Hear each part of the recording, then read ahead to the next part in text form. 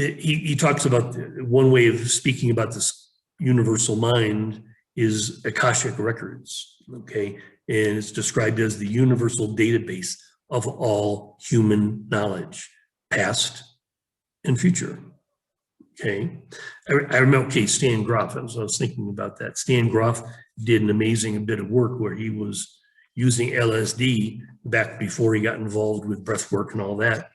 In Eastern Europe, he was working as a therapist and studying, the effects of LSD. And like Aldous Huxley, he understood that LSD really just had this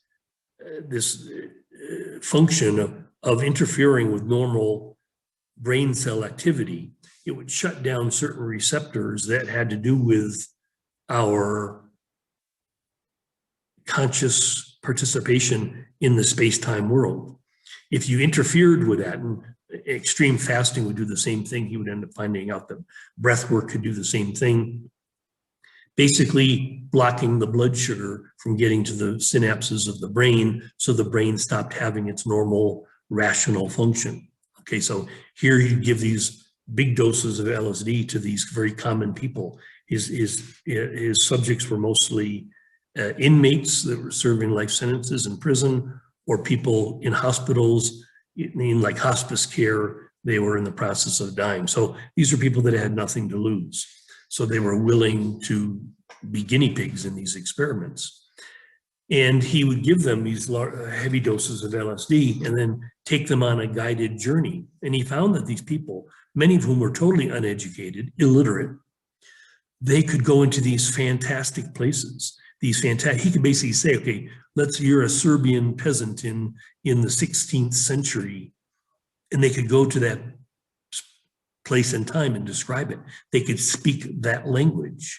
Like, all of this information is available. And so these people were able, under the influence of this chemical that basically stopped their interference pattern, anything could come through them.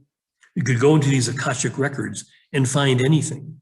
Now, if you could do this easily in the past, why couldn't you do it in the future? And this is what the great ones, Maurice Bucke, one of the first books that I read in the emerging field of transpersonal psychologist, was called Cosmic Consciousness. And so whatever name you use to describe it,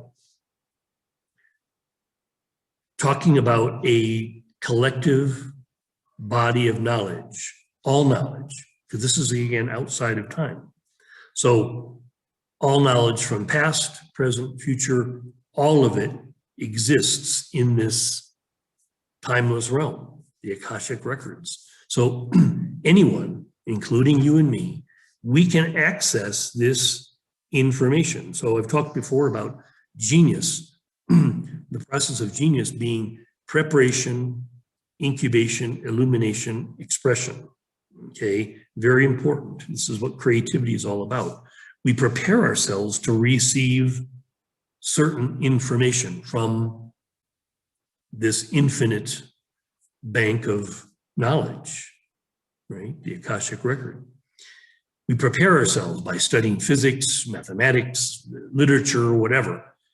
And I wrote a book, years ago called The Great Aha, Genius, Creativity, and God, where it talked about the exact process and how many, many people had reflected, they shared stories about how they had done their preparation, and then how they just had to let a project go just because they got frustrated. They couldn't find the solution to the problem. They couldn't figure the ending to the story.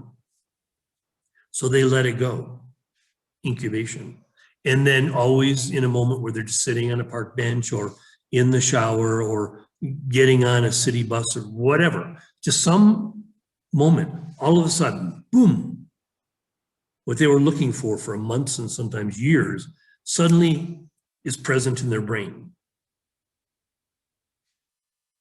Then they can express it in the formula, in the equation, in the poem or the piece of literature. Anyway, so I had countless stories that gave evidence to this process of, again, preparing basically saying to the timeless realm, the Akashic record, I'm looking for this to you. On a grander scale, this is what all of the great masters came to know, is this process, this relationship with the divine, the timeless realm, the Akashic record, God, Abraham, whatever you want to call it. Okay, but again, the key is not to make this source special, because that just reinforces your disidentification from it. As you develop a relationship with it, you realize that you and it are one. It's like the unmanifested needs the manifester.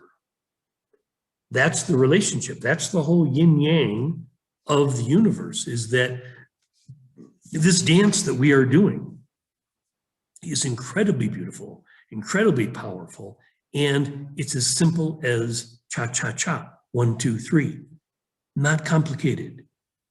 Those that wanted to make it complicated, those that wanted to keep this information obscure, were either doing it out of one of two reasons. Either they were just ignorant, or they were con men or women. They knew, but they wanted to use that knowledge to their benefits. Okay. Okay, Jesus says very clearly in the benediction at the end of A Course in Miracles, through you is ushered in a world unseen, unheard, yet truly there. Okay, this is the timeless realm. This is the kingdom of heaven. Whatever you want to call it, this timeless realm, this unmanifested energetic principle, seeks expression through you. If you say yes, everybody receives the call. The trick is to answer the call by saying yes. It happened to me at the age of 22. The voice came into my head saying, not this is A Course in Miracles, please take notes. The voice said, follow me. Follow my guidance, do what I'm saying, and it gave me details. And it seemed crazy, it upset my whole life. And I did it. And that was the beginning of my relationship with this voice that I would at first identify as the voice, wouldn't even want to attribute it to some form of divinity, God. Later, I would go through the God process and say, oh, okay, this is God or the Holy Spirit. And later on, I would realize that this is the higher self. This is the cosmic consciousness. This is the Akashic record seeking expression through me because I'm a willing conduit.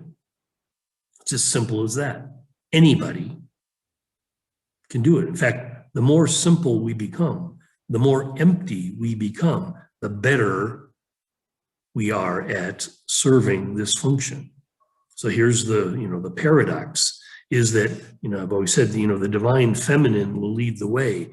Our ability to surrender, our ability to empty ourselves becomes the way of mastery.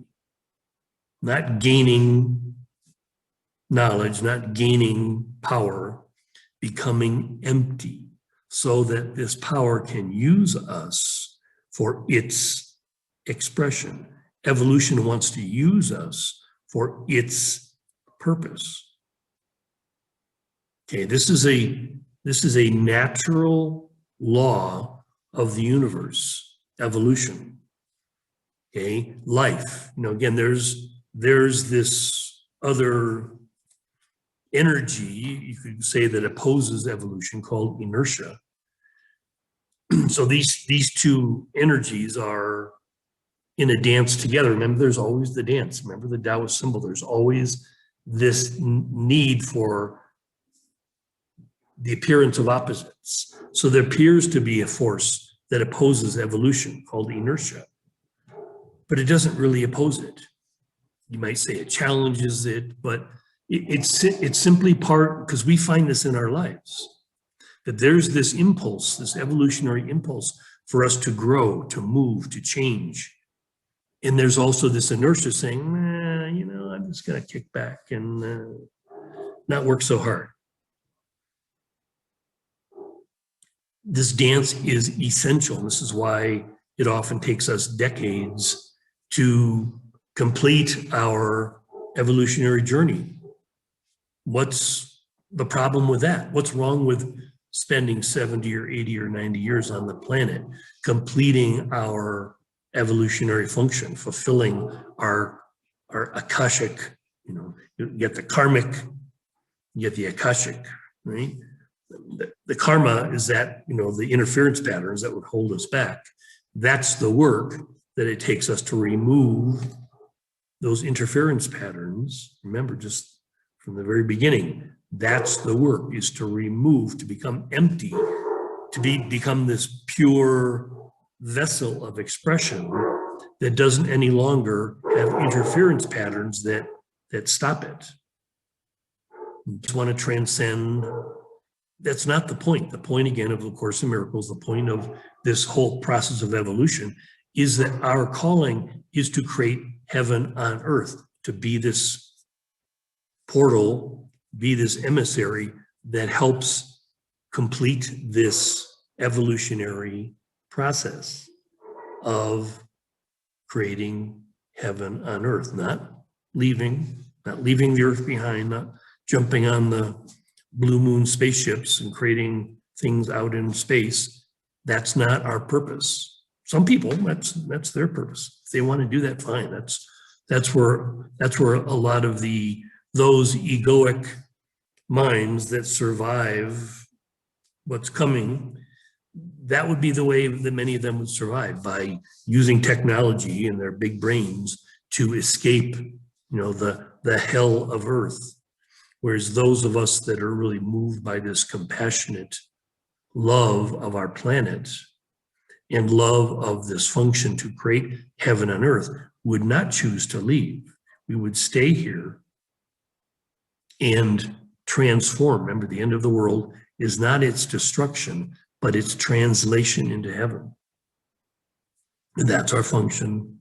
That's my function. I invite you every day to join me in this function that we are called to become a collective, these 1,000 points of light, that will guide and lead our species into our heaven on earth, a new earth, as Homo glimiulus, the new human. Okay, again, I use the name Sun King to delineate that aspect of myself, that evolved self. My little boy was Buzzy, my adult human was Louis. My Homo glimiulus self, capital S self, is named Sun King.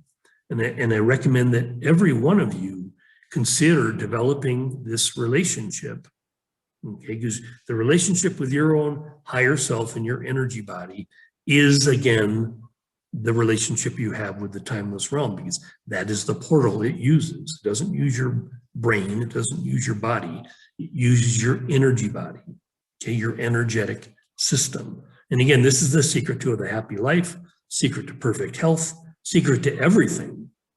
Okay, the keys to the kingdom are given to you when you step into this reality, your energetic reality, your function as the portal through which the unmanifested manifests. You're completing your highest function as a human being. Eckhart Tolle said that would be the highest achievement of any human being, is to accomplish this simple energetic function.